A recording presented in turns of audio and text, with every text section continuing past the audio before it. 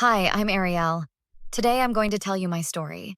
But before I continue, please share, and subscribe to hear more stories like this. 3 years ago, I thought I had everything: a successful career as a marketing manager, a beautiful home in the suburbs, and a husband who I believed loved me more than anything. Derek and I met in college, dated for 4 years, and had what everyone called a picture-perfect wedding. His mother, Eleanor, always seemed a bit overprotective, but I brushed it off as a mother's love. I had no idea how wrong I was. When I got pregnant, everything changed. The first person I called after Derek was my best friend, Maya. "Maya, I'm pregnant!" I remember screaming into the phone. "Oh my God, Ari, that's amazing! How far along are you?" Maya's voice was filled with genuine excitement. "8 weeks! Derek and I just found out. He's over the moon." "I bet Eleanor is already planning the baby shower," Maya joked. "Yeah, I haven't told her yet. I wanted to wait until the first trimester was over." "Smart move. Remember when she tried to change our wedding colors 2 weeks before the ceremony?" "How could I forget?" "Ivory isn't a proper wedding color, dear. It needs to be pure white." I mimicked Eleanor's voice. "She's going to be even worse with a grandchild," Maya warned. "I know, but Derek promised he'd handle his mom this time." "Derek says a lot of things, Ari. Just be careful." "What's that supposed to mean?" "Nothing. I'm happy for you, really. I just worry sometimes about how he always takes her side." "Remember the housewarming party?" Maya continued. "When Eleanor rearranged your entire kitchen because no one organizes cabinets this way, dear?" "Derek said she was trying to help. And the time she accidentally spilled red wine on your white dress at his company party?" She apologized for that. "After telling everyone it was probably for the best since the dress was a bit young for you." "Okay, I get it. She's difficult." "She's territorial, Ari. And now there's going to be a baby. Her grandchild." "I can handle Eleanor. I've been doing it for 5 years." "Just don't let her get between you and Derek. That's all I'm saying." That weekend, we told Eleanor about the pregnancy. Her reaction was strange. "You're pregnant?" Eleanor's eyes narrowed as she set down her teacup. "Yes, Mom. Isn't it wonderful?" Derek beamed, squeezing my hand. "I suppose congratulations are in order," she said without smiling. "How far along?" "8 weeks," I answered. "So early to be announcing. Many things can go wrong, you know." "Mom, please," Derek warned. "I'm just being practical, dear. Ariel's not exactly young for a first pregnancy." "I'm 32, I said defensively. "Precisely my point. High risk." "The doctor says everything looks perfect," I countered. "Doctors. They tell you what you want to hear until they don't. When I was pregnant with Derek, I was 23. Perfect age." "Times have changed, Mom." "Some things never change, dear. The human body hasn't evolved in the last 30 years. "Can we please just celebrate?" Derek pleaded. Of course, of course. I'm simply concerned." "Will you be quitting your job, Ariel?" "No, I plan to take maternity leave and then go back part-time. A child needs its mother, not daycare strangers." As the months progressed, Eleanor's concerns became more frequent and more pointed. She started dropping by our house unannounced, often when Derek wasn't home. One day, when I was about 6 months along, she arrived with shopping bags full of baby clothes. "I didn't ask you to buy anything, Eleanor," I said, trying to keep my tone polite as she pushed past me into the house. "A grandmother doesn't need permission to spoil her grandchild. Besides, someone needs to prepare, and you're clearly too busy with your career." She said the last word like it was dirty. "We've bought plenty already. The nursery is almost finished." "Yes, I saw your interesting color choices. Gender-neutral gray. In my day, we celebrated whether we were having a boy or girl." "We want to be surprised." Derek knew. I asked him last week. "What?" "No, that's not possible. We both decided—" He called the doctor himself. "It's a boy. My grandson." "That's not true. Derek wouldn't do that behind my back." "Oh dear. Has pregnancy made you forgetful? Or just more paranoid than usual? I think you should leave, Eleanor. And deprive my grandson of these adorable outfits?" She pulled out tiny blue onesies and socks. We don't know it's a boy. Derek wouldn't lie to his mother. That night, I confronted Derek about what Eleanor had said. Did you call the doctor to find out the baby's sex? I demanded as soon as he walked in. Hello to you too, he said, loosening his tie. Answer me, Derek. What? No. We agreed to wait. Your mother seems to think differently. What did she do now? He sighed. She brought over all blue baby clothes. Said you told her we're having a boy. She's confused. I never said that. She said you called the doctor yourself. Ariel, come on. You know my mom exaggerates. This isn't exaggerating. It's lying. She's excited about her first grandchild. Cut her some slack. Why are you defending her? She's trying to come between us. That's ridiculous. She loves you. No, Derek, she tolerates me. On good days. You're being hormonal. Don't you dare blame this on hormones. Your mother is manipulative, and you can't see it because you're too busy being her perfect son. Lower your voice. Stress isn't good for the baby. Oh, now you care about the baby? What about when your mother implies I'm going to be a terrible mother because I want to work? She never said that. She absolutely did. You were right there. You're twisting her words. Mom just wants what's best for our family. I confided in Maya about what was happening. She's gaslighting you, Maya said over lunch. Classic narcissist behavior. Derek doesn't see it. He thinks I'm overreacting. Because he's been manipulated by her his whole life. He can't recognize it. What do? I feel like I'm going crazy. Document everything. Keep a journal of what she says when she visits uninvited. Start setting boundaries. I've tried. Derek just accuses me of being hormonal and difficult. Then you need to be smart about this. Record your conversations with her. Isn't that a bit extreme? Ari, I'm worried about you. The way she's isolating you from Derek isn't healthy. I know, but what if Derek finds out I'm recording his mother? Then he finds out. But at least you'll have proof of what she's saying when he's not around. He'll say I set her up. Maybe. Or maybe hearing his mother's actual words will finally wake him up. I don't want to lose him, Maya. You're already losing him. To her. You need to fight back. Then one day, everything came to a head. I was 7 months pregnant, exhausted from a long day at work. Derek was supposed to pick up dinner, but when I got home, Eleanor's car was in our driveway. I could hear them talking in the kitchen. I paused in the hallway, not wanting to interrupt. She's working too much, Eleanor was saying. It's not good for the baby. Her doctor says everything's fine, Mom, Derek replied. Doctors don't know everything. Besides, I've seen how she looks at her boss. What are you talking about? At the company picnic last month. They were very friendly. Tom, he's married with 3 kids. So? That hasn't stopped people before. I'm just saying, there's a reason she's so dedicated to that job, and I don't think it's the paycheck. Mom, stop. Ariel wouldn't she? Have you checked her phone recently? Her late nights at the office? I trust my wife. That's what your father said about his secretary. Look how that turned out. Ariel is nothing like Dad's secretary. All I'm saying is be vigilant. Pregnant women sometimes stray when they feel unattractive. That's enough, Mom. I'm looking out for you, sweetheart, and my grandson. I'd hate to think he might not be. I'd had enough. I walked into the kitchen, my hands shaking with rage. How dare you, I said, my voice surprisingly steady. Ariel, we didn't hear you come in, Eleanor said sweetly. Clearly. Too busy questioning my fidelity? I don't know what you think you heard, but I heard everything, Eleanor. Every disgusting insinuation. I was merely expressing concern to my son. You were spreading lies, poisoning him against me. Ariel, calm down.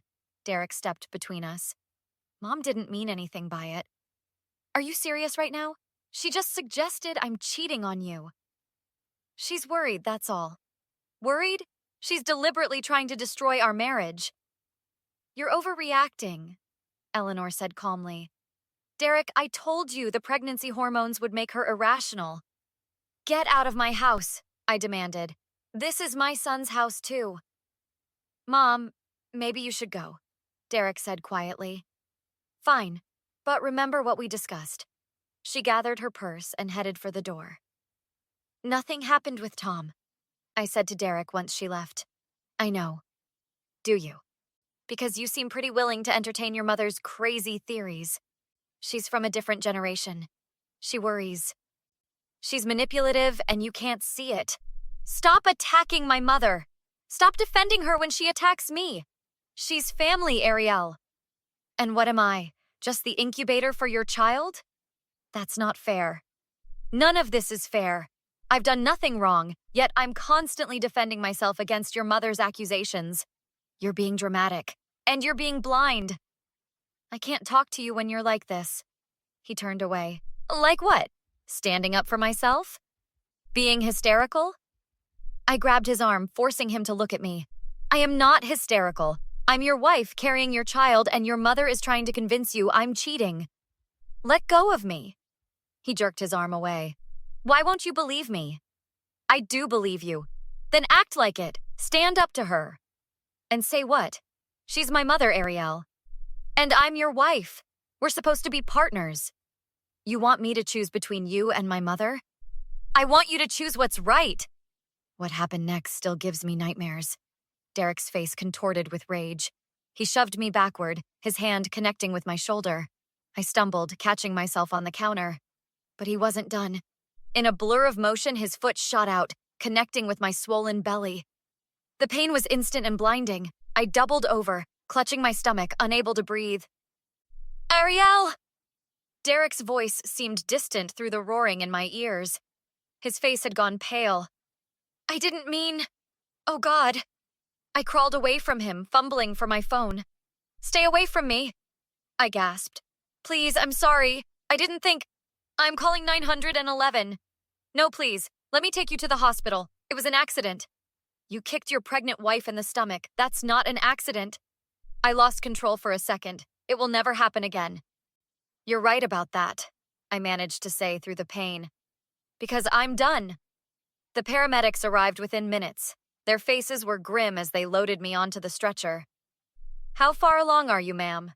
One asked, placing an oxygen mask over my face. 7 months, I whispered.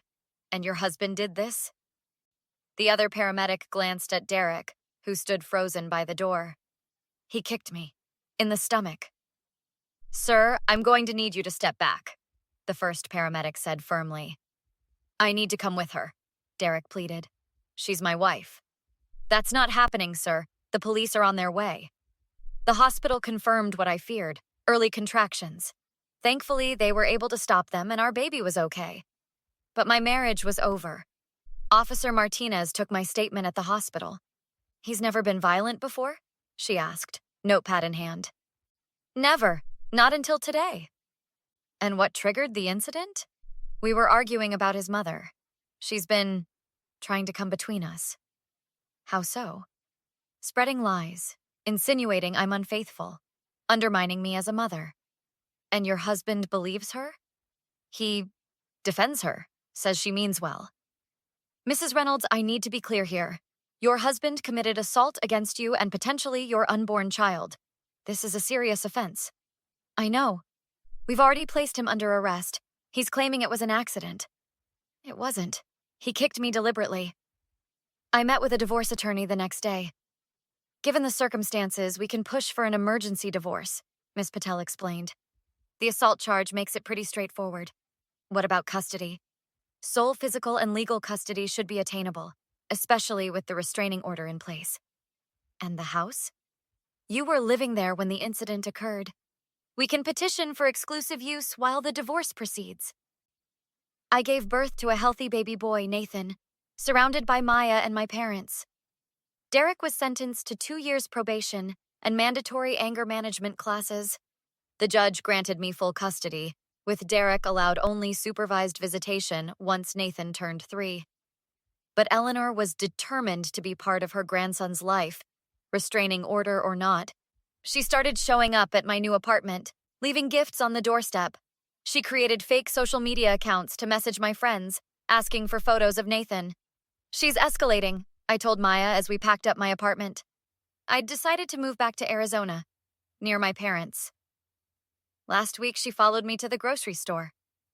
Did you call the police? Yes, but by the time they arrived, she was gone. What about the restraining order? It's just a piece of paper unless she's caught violating it. This is insane. She's as dangerous as Derek. Maybe more so. She's smarter about it. I made a plan.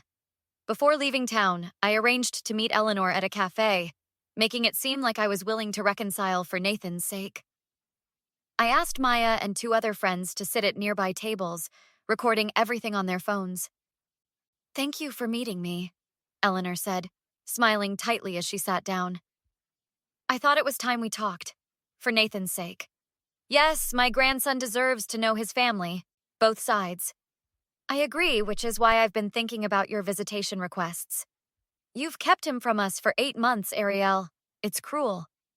I was protecting my son. From his father and grandmother?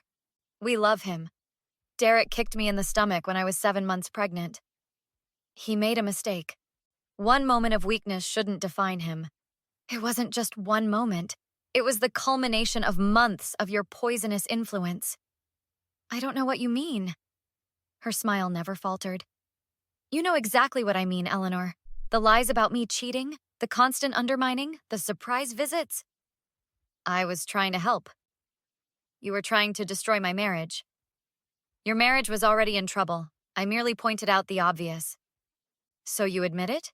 You deliberately tried to turn Derek against me?" I tried to open his eyes. He deserved better than a career-obsessed wife who put her job before her family. Is that why you tried to convince him I was unfaithful? I saw how you looked at your boss. Where there's smoke, there's fire. There was never any smoke, Eleanor. You invented it all. It doesn't matter now. What matters is my grandson. Nathan is my son. Mine, not yours. I'll make sure Nathan knows what kind of mother you really are. Are you threatening me, Eleanor? I'm promising you. That boy will know his family one way or another. Is that why you've been stalking me? Following me to the store? Leaving packages at my door?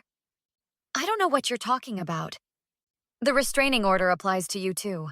Every unwanted contact is a violation. Prove it was me, she hissed, her mask finally slipping. You have no evidence. Actually, I smiled, I do now. Eleanor was arrested for violating the restraining order and charged with criminal harassment. Derek, still on probation, was forbidden from contacting me in any way after his mother's arrest. 2 years later, I'm settled in Arizona with Nathan, who's growing into a happy, healthy toddler. Maya moved out here 6 months ago after she and Jake got engaged. Derek eventually gave up his parental rights in exchange for a reduced sentence when he violated probation. Eleanor served community service and was ordered to undergo psychiatric evaluation. Sometimes I wonder what would have happened if I hadn't stood up for myself that day in the kitchen. If I'd let Eleanor's manipulation continue.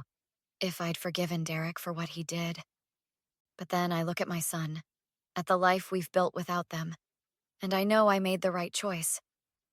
No one has the right to hurt you, physically or emotionally, especially not the people who claim to love you. And no apology can erase certain lines once they're crossed. Some bridges aren't meant to be rebuilt. They're meant to be burned, with you safely on the other side. So here's my question for you. What toxic relationship have you walked away from, and how did it change your life for the better?